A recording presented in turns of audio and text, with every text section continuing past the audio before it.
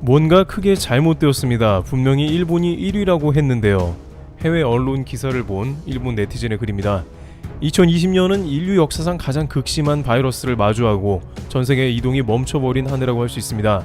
그러면서 국가 간 여행을 가능하게 해주는 여권이 일부 국가에서는 사실상 무용지물이 되기도 했는데요.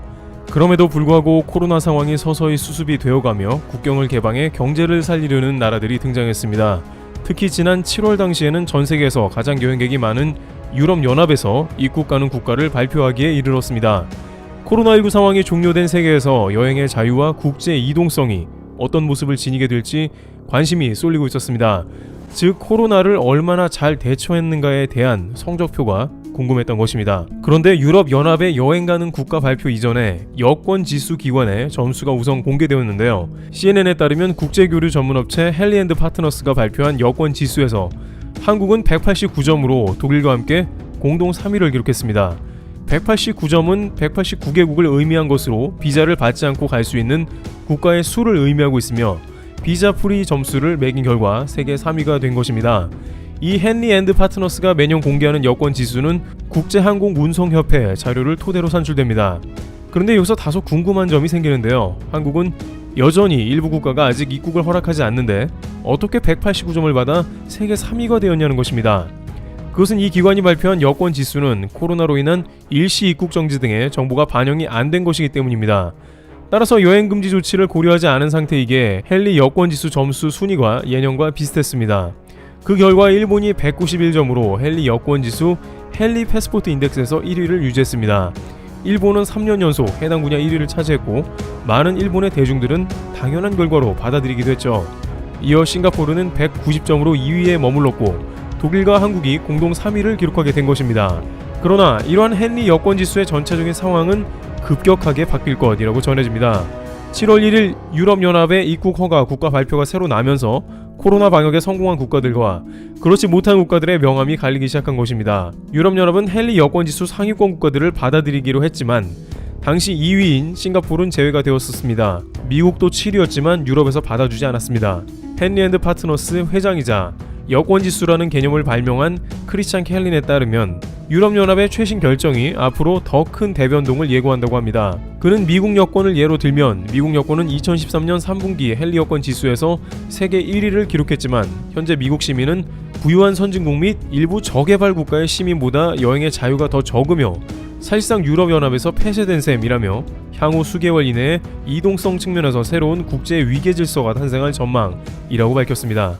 코로나19 팬데믹을 효과적으로 관리한 국가가 선두로 나서고 제대로 관리하지 못한 국가는 여권 파워에서 뒤처질 것이라고 말했습니다. CNN은 이에 대한 분석에 즉시 들어갔는데요.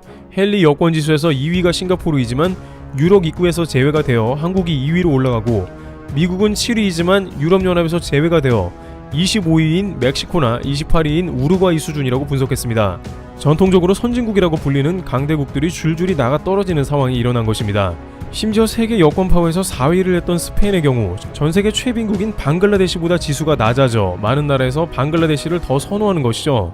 이탈리아도 4위였다가 순위가 급락했습니다. 이것이 굉장히 흥미로운 것은 지금까지 여권 지수가 단순히 국가 간의 방문 자유도를 나타내는 수치였으며 이것은 국가의 경제력, 규모, 정치 외교, 국제 관계 등이 크게 작용한 수치였다는 것입니다. 그러나 코로나로 인해서 방역 부분이 크게 반영되어 방역 후진국은 미국과 같은 초강대국이라고 하더라도 순위가 급격하게 떨어져 버린다는 것입니다.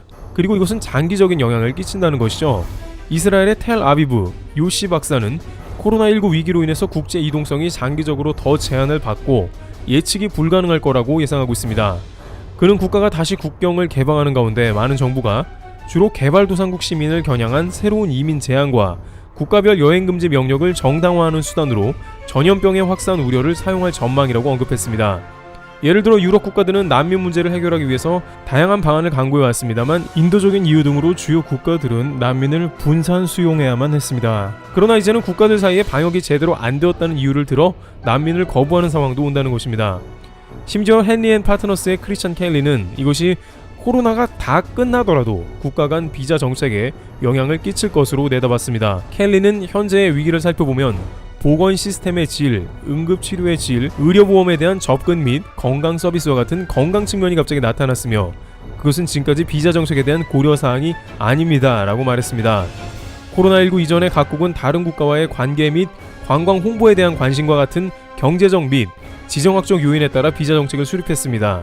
그러나 이제는 건강 보안이 중요한 포인트가 되며 그 나라가 과연 방역에서 안전한가, 얼마나 투명한가, 코로나 사태에서 어떤 평가를 받았는가 하는 점이 국가 간 여권 지수를 결정짓게 될 것으로 봤습니다. 또한 앞으로는 이중 국적 논의가 활발해질 수 있는데 자신의 본국이 안전하지 않으면 두 번째 국가로 임시로 대피해 있을 국가가 필요하다는 것입니다. 따라서 방역이 좋은 국가 간의 일종의 스왑들이 일어날 수 있으며 방역에 따라 희비가 엇갈리는 모습도 등장할 가능성이 높다는 것입니다. 실제 관련 이슈에 가장 반응이 빠른 수많은 다국적 기업들은 자신들의 기업에 연구소나 대륙별로 지점을 낼 때에도 그 나라의 보건안전을 우선적으로 살펴본다는 이야기도 나옵니다. 이와 같은 상황이 나오자 헨리 여권 지수에서 1위를 한 동시에 유럽 입국에서도 제외되지 않은 일본의 네티즌들은 상당히 고무적인 분위기가 이어지며 일본의 건강보험을 비롯해서 코로나 대응 정책은 세계적이 아닐 수 없다며 반응하기도 했습니다. 그런데 최근에 해외 언론에 날벼락 기사가 나왔습니다. 월스트리트 저널은 다른 어떤 나라와도 비교할 수 없는 검사와 기술의 조합으로 성공을 이끈 나라가 있다면서 대한민국을 전세계 최고 방역 국가로 대서특필했습니다. 월스트리트 저널 9월 24일자 한국은 어떻게 성공적으로 코로나 바이러스를 다뤘나라는 제목의 기사에서 한국은 코로나 바이러스에 대응해 암호를 풀어낸 것으로 보인다며 그 해법은 간단하고 유연하면서도 상대적으로 따라하기 쉽다고 보도했습니다. 신문은 한국이 대유행 초기 전세계 부국 가운데 바이러스 전염을 가장 잘 막아냈다며 UN 보고서를 이용해 미국, 영국보다 2배 더 효율적으로 감염자의 타인 전파를 차단했다고 소개했습니다. 코로나19 사태로 전 세계가 경기 침체를 겪는 가운데 한국의 올해 성장률 전망은 마이너스 0.8%로 경제협력개발기구 OECD 회원국 중 가장 훌륭하다는 점도 지목했습니다. 헨리 여권지수 1위를 한 일본 이야기는 단 한 줄도 들어가지 않았다는 게 인상적인데요. 월스트리트 저널은 한국의 성공 열쇠는 다른 어떤 나라와도 비교할 수 없는 진단검사와 기술의 조합, 중앙집중식 통제와 커뮤니케이션, 실패에 대한 끊임없는 두려움으로부터 나온 것이라고 평가했습니다. 발병 초기 국산 진단검사 키트에 대한 패스트트랙 승인, 상대적으로 여유있는 재정과 사회적 초연결성을 활용한 감염자 추적 및 알림 시스템, 정부 주도의 마스크 공급 등이 세부 비결로 적시됐습니다. 데일 피셔 세계보건기구 WHO 글로벌 발병 대응 네트워크 의장은 월스트리트 저널에 어떠한 나라도 한국처럼 이 바이러스와 함께 살아가고 억제하는데 적응하지 못했다고 말했습니다. 이 정도면 헨리 여권지수가 새로운 방역 기준을 대폭 반영했을 때 일본이 1위를 지킬까 생각되는데요. 이와 같은 기사가 일본 주요 포털 등에 전해지자 일본에서는 일부 네티즌들이 한국은 공산주의이기 때문에 방역이 마치 중국처럼 잘 된 것처럼 보인다. 개인의 자유는 말살된 모습이다 라고 언급했습니다. 그러나 월스트리트 저널뿐만 아니라 뉴욕타임즈, 폭스, NBC, ABC 가릴 것 없이 미국 언론은 한국 방역을 극찬해왔습니다. 일본은 7월경에 제대로 방역에 관한 정보가 업데이트가 안 된 헨리 여권 지수에 성급히 박수를 쳤던 것입니다. 물론 헨리 여권 지수에서 1위를 한다고 해서 그것이 매우 결정적인 의미를 갖는 것은 아니며 이러한 인덱스가 갖는 한계는 당연히 있습니다만 한국은 안 그래도 상위권에 올라 있었던 지수에서 이제는 세계 언론이 자타공인하는 방역 부분 점수까지 들어간다면 조심스럽게 최상위 타이틀을 차지할 수 있을 것이라는 전망도 할 수 있을 것입니다. 그리고 건강보안 점수가 들어간 헨리 여권 지수는 이전보다 훨씬 더 값지고 의미 있는 순위가 될 것입니다. 일부 네티즌들은 새로운 여권 점수가 나온다면 적어도 일본보다는 위인 게 확실하다는 반응을 보이며 내심 1위가 되기를 기원하기도 했습니다. 많은 미래학자들은 코로나로 인해 한국에 기회가 온다며 여러 차례 강조하고 있는 상황이 이어집니다. 짐 데이토는 언제까지 한국이 주목받을 수는 없다. 지금 코로나로 인해서 전 세계가 주목하는 이때가 한국의 가장 큰 기회이며 절대 이를 놓쳐서는 안 된다며 국가적 역량을 모으라고 주문했습니다. 단순히 코로나 방역만 잘한 것으로 끝난다면 평범한 국가로 남을 것이라는 경고도 전했습니다. 그러나 그는 한국은 이 세상에서 거의 유일하게 정부와 협력적인 국민으로 이루어진 미래지향적인 자세를 완벽하게 갖춘 나라라고 이야기하며 미래에 무슨 일이 일어나든 간에 대처할 수 있다고 극찬했습니다. 서구의 모델은 수명이 다했으며 이를 한국이 새로운 모델을 제시해 글로벌 리더가 돼야 한다고 했습니다. 구글이 선정한 최고의 미래학자 토마스 프레이는 글로벌 인식이 새롭게 바뀌는 시기가 왔으며 새로운 모델이 나올 수 있는 시점이라 말합니다. 특히 코로나 때문에 중국의 신뢰가 땅에 떨어져 글로벌 제조업 기업은 탈중국화가 이루어지면서 이번 기회로 위상이 높아진 한국으로 많은 나라가 문을 두드릴 수 있다고 전망했습니다.